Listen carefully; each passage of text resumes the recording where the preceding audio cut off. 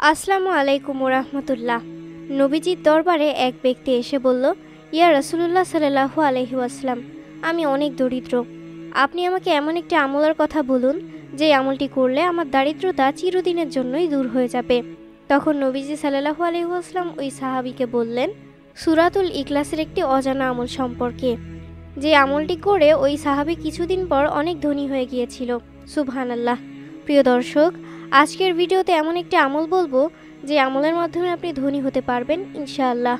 এটি আমার কোনো বানানো কথা নয়, নবীজি সাল্লাল্লাহু আলাইহি ওয়াসাল্লামের প্রসিদ্ধ একটি হাদিসের কথা।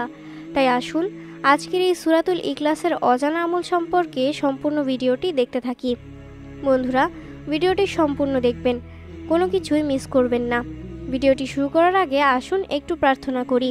হে আল্লাহ, তুমি আমাদের সকলকে হালাল ধন সম্পদ ও রিজিক দান করো। যারা হালাল ধন সম্পদ ও গায়েবী রিজিক পেতে চান সকলেই ভিডিওতে একটি লাইক দিন, চ্যানেলটিকে সাবস্ক্রাইব করুন এবং ভিডিওর কমেন্টে মাত্র 3 বার আমিন লিখে উন্মুক্ত দোয়ায় শরীক হন। তাহলে চলুন শুরু করা যাক। আমাদের নবীজি সাল্লাল্লাহু আলাইহি ওয়াসাল্লামের কাছে এক ব্যক্তি এসে বলল, হে আল্লাহর নবী সাল্লাল্লাহু আলাইহি ওয়াসাল্লাম, আমি এই সূরাতুল ইখলাসকে অনেক ভালোবাসি। তখন নবীজি সাল্লাল্লাহু আলাইহি ওয়াসাল্লাম বললেন, ও সাহাবী, শোনো, যদি তুমি এই কথাটুকু অন্তর থেকে বলে থাকো, যদি তুমি মন থেকেই বলে থাকো, তাহলে জেনে নাও যে ব্যক্তি সূরাতুল ইখলাসকে ভালোবাসে তাকে আল্লাহ রাব্বুল আলামিনও ভালোবাসেন। সুবহানাল্লাহ। প্রিয় দর্শক, যুদ্ধের ময়দানে এক সাহাবী সবসময় শুধু দ্বিতীয় রাকাতে সূরাতুল ইখলাস দিয়ে নামাজ পড়াতেন। এটা অন্যান্য সাহাবীদের কাছে একটু খারাপ লাগলো, কারণ এক সূরা কতবার শুনতে মন চায়। তখন ওই সাহাবীরা নবীজির কাছে এসে বলল, ইয়া রাসূলুল্লাহ সাল্লাল্লাহু আলাইহি ওয়াসাল্লাম, আপনার অমুক সাহাবী সবসময় দ্বিতীয় রাকাতে সূরাতুল ইখলাস দিয়ে নামাজ পড়ায়, আপনি একটু বলুন না সে যেন অন্য কোনো সূরা দিয়েও নামাজ পড়ায়। তখন নবীজি সাল্লাল্লাহু আলাইহি ওয়াসাল্লাম ওই সাহাবীকে ডেকে পাঠালেন। ওই সাহাবী আসার পর নবীজিকে বললেন, হে আল্লাহর নবী, আপনি আমাকে ডেকেছেন? তখন নবীজি সাল্লাল্লাহু আলাইহি ওয়াসাল্লাম বললেন, হ্যাঁ, আমি তোমাকে ডেকেছি, তোমার নামে নালিশ এসেছে। তুমি নাকি দ্বিতীয় রাকাতে সবসময় সূরাতুল ইখলাস দিয়ে নামাজ পড়াও, এটা তুমি কেন করো? তখন ওই সাহাবী বলল, ও নবী, আমি এটা করে থাকি তার একমাত্র কারণ হলো আমি সূরাতুল ইখলাসকে মন প্রাণ দিয়ে ভালোবাসি। তখন নবীজি সাল্লাল্লাহু আলাইহি ওয়াসাল্লাম আশ্চর্যান্বিত হয়ে বললেন, আসলেই কি তুমি সূরাতুল ইখলাসকে মন প্রাণ দিয়ে ভালোবাসো? তখন সেই সাহাবী বলল, হ্যাঁ ইয়া রাসূলুল্লাহ। তখন নবীজি সাল্লাল্লাহু আলাইহি ওয়াসাল্লাম বললেন, ও সাহাবী, যদি তোমার অন্তরের এই কথাটুকু, তোমার মনের কথাটুকু সত্য হয়, তাহলে জেনে নাও যে ব্যক্তি সূরাতুল ইখলাসকে ভালোবাসে তাকে দয়াময় রব্বুল আলামিনও ভালোবাসেন। সুবহানাল্লাহ। আর আল্লাহ তাআলা এই ভালোবাসার মাপকাঠি নিয়ে জমিনের মধ্যে পাঠিয়ে দেন, যার কারণে সমস্ত দুনিয়ার মানুষগুলো তার জন্য পাগলপাড়া হয়ে যায়। সুবহানাল্লাহ। প্রিয় দর্শক, যখন দেখবেন আল্লাহর কোনো বান্দার জন্য, আল্লাহর কোনো নেককার বান্দার জন্য দুনিয়ার মানুষ পাগলপাড়া হয়ে গেছে, তার জন্য শুধু দোয়া করে, তখন বুঝে নেবেন ওই বান্দার উপর অথবা ওই বান্দির উপর আল্লাহ তাআলার রহমত রয়েছে। আল্লাহ তাআলা ওই বান্দা অথবা ওই বান্দিকে ভালোবাসেন। সুবহানাল্লাহ। এটা হলো 1 নম্বর আমল। 2 নম্বর আমলটি হলো সূরা ইখলাস পাঠে পবিত্র কোরআনের সম্পূর্ণ সওয়াব পাওয়া যায়। নবীজি সাল্লাল্লাহু আলাইহি ওয়াসাল্লাম বললেন, ও সাহাবায়ে কিরাম, আপনারা একটু সামনে এগিয়ে এসে বসুন। তখন সব সাহাবীরা নবীজির সামনে এগিয়ে এলেন। নবীজি তখন বললেন, আমি কি আপনাদের এমন একটি আমলের কথা বলবো যে আমলটি যদি আপনারা একবার পড়েন পবিত্র কোরআনের 10 পারা খতমের সমান সওয়াব পাবেন? যদি 2 বার পড়েন পবিত্র কোরআনের 20 পারা খতমের সমান সওয়াব পাবেন। যদি 3 বার পড়েন আল্লাহ তাআলা আপনাকে পবিত্র কোরআনুল কারীমের সম্পূর্ণ খতম করার সমান সওয়াব দিবেন। সুবহানাল্লাহ। সাহাবায়ে কিরাম তো ছিলেন আমলের জন্য পাগলপাড়া। সাহাবায়ে কিরাম বললেন, হে রাসূলুল্লাহ সাল্লাল্লাহু আলাইহি ওয়াসাল্লাম, বলুন কোন সেই আমল? তখন নবীজি বললেন, যে ব্যক্তি সূরাতুল ইখলাস একবার পাঠ করবে আল্লাহ তাআলা তাকে পবিত্র কোরআনুল কারীমের 10 পারা খতমের সমান সওয়াব দিবেন। যে ব্যক্তি 2 বার পাঠ করবে আল্লাহ তাআলা তাকে পবিত্র কোরআনুল কারীমের 20 পারা খতমের সমান সওয়াব দিবেন। আর যে ব্যক্তি 3 বার পাঠ করবে আল্লাহ তাআলা তাকে পবিত্র কোরআনুল কারীম সম্পূর্ণ খতমের সমান সওয়াব দিবেন। সুবহানাল্লাহ। প্রিয় দর্শক, আল্লাহ তাআলা জানেন আমার কিছু কিছু বান্দারা এমন থাকবে যারা কোরআন পড়তে পারবে না, গাফিলতি করে কোরআন পড়বে না।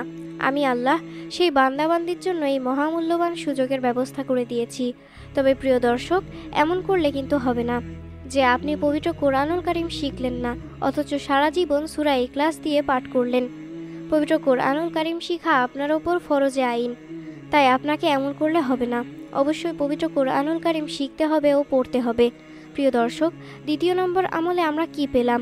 যে ব্যক্তি সূরাতুল ইখলাস 3 বার পাঠ করবে, আল্লাহ তাআলা তাকে পবিত্র কোরআনুল কারীম সম্পূর্ণ খতম করার সমান সওয়াব দেবেন। তৃতীয় নম্বর আমল হলো, যে ব্যক্তি সূরাতুল ইখলাস 2 বার পাঠ করবে, আল্লাহ তাআলা তাকে জান্নাতে একটা মহল দান করবেন। এই মহলে থাকবে 70,000 দরজা। এবার একটু ভাবুন, ওই জান্নাত কতটুকু বড় হবে। আল্লাহু আকবার। নবীজি সাল্লাল্লাহু আলাইহি ওয়াসাল্লাম হাদিসে বলেন, আমার একটি গরিব উম্মত, সে সবচেয়ে ছোট জান্নাত পাবে। সেই জান্নাতটা হবে এরকম 10টা দুনিয়ার সমান। আল্লাহ তাআলা বলেন, এমন জান্নাত আমি তোমাদের জন্য তৈরি করেছি, সে জান্নাতে গিয়ে তোমরা যা চাইবে তাই পাবে। সুবহানাল্লাহ। নবীজি সাল্লাল্লাহু আলাইহি ওয়াসাল্লাম বলেন, এক ব্যক্তি শুয়ে রইল। শোয়া অবস্থায় সে দেখল তার উপর দিয়ে একটি পাখি উড়ে যাচ্ছে। তখন সে ভাবতে লাগলো, ইস, যদি পাখিটিকে খেতে পারতাম। এরা বলার সাথে সাথেই ওই পাখিটিকে ভুনা করে ফেরেশতারা স্বর্ণের প্লেটের মধ্যে নিয়ে এসে তাকে আদর করে খাইয়ে দিবে। সুবহানাল্লাহ। প্রিয় দর্শক, এমন কোনো জিনিস নেই যে জিনিস আপনি জান্নাতে পাবেন না, শুধু হারাম ব্যতীত। আর জান্নাতের মধ্যে কেউ হারাম চাইবেও না, কারণ ওরকম মন মানসিকতার শয়তানের ওয়াসওয়াসা, ওইখানে তা থাকবে না। প্রিয় দর্শক, গেল তৃতীয় নম্বর আমল। চতুর্থ নম্বর আমল হলো, সূরাতুল ইখলাস পাঠের মাধ্যমে দারিদ্রতা দূর হয়ে যাবে। নবীজি সাল্লাল্লাহু আলাইহি ওয়াসাল্লামের কাছে একজন সাহাবী অথবা একজন ব্যক্তি এসে বলল, হে নবী, আমি একেবারেই দরিদ্র, আমার ঘরের মধ্য থেকে দারিদ্রতা দূর হচ্ছে না। আপনি আমাকে এমন একটি আমলের কথা বলুন যে আমলটি করলে আমি ধনী হতে পারবো।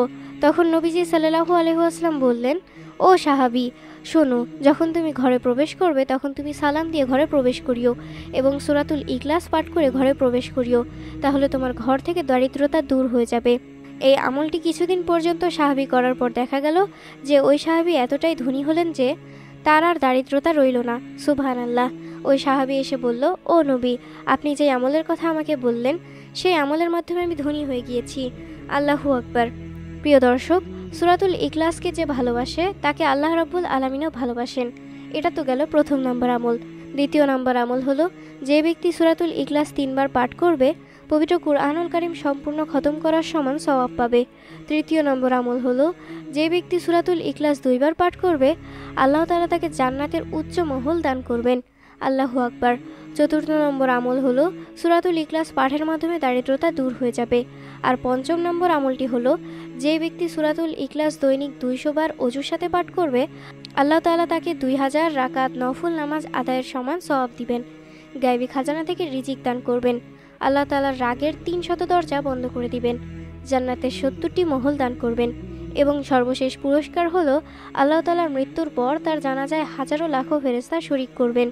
এবার একটু ভাবুন তো প্রিয় দর্শক, যে ব্যক্তির জানাজায় ফেরেশতারা শরীক হয়, সেই ব্যক্তি কি কখনো জাহান্নামী হতে পারে? পাপী বান্দাদের জানাজায় কখনোই ফেরেশতারা আসবে না। প্রিয় দর্শক, এই ছিল আমাদের আজকের ভিডিও। অত্যন্ত গুরুত্বপূর্ণ একটি ভিডিও। সূরাতুল ইখলাসের এই 5টি আমল আমরা সবসময় করার চেষ্টা করব। আল্লাহ তাআলার দরবার থেকে পরকালের জিন্দেগিতে জান্নাত চেয়ে নেব ইনশাআল্লাহ। তো বন্ধুরা, এই ছিল আমাদের আজকের ভিডিও।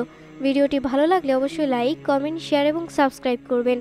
ভিডিওটি সম্পর্কে আপনাদের যদি কিছু জানার থাকে আমাদেরকে কমেন্ট করে জানাবেন। দেখা হবে পরবর্তী ভিডিওতে। আল্লাহ হাফেজ।